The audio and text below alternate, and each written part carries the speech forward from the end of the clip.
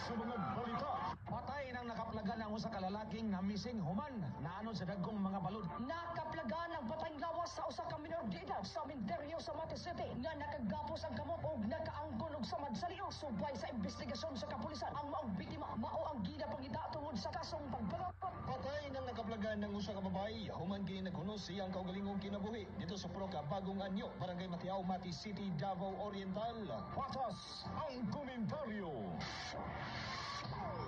Dili lang adlaw, dili lang bulan, tuig ang atong gipaabot ka Wander. Ang dakong pangutana, asa mangyud di ay ang atong national ID. Makalingaw ang mga drama, programa ug musika.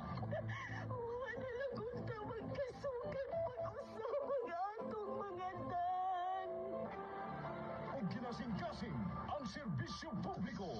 Ako si Nida Sevilla, member sa Wonder Radio Loyalista Incorporated. Nakadawat og 5,000 pesos cash. Kanang naagid mo nga nagpaabot sa inyo ang tabang. Dagan kayong salamat. Diyos atong alagaran, naagi sinuray nga pagserbisyo sa iyang mga katao. Ang pinakamasaligan. Broadcasting from the city of beautiful Bay and the coconut capital of the Philippines, Mati City.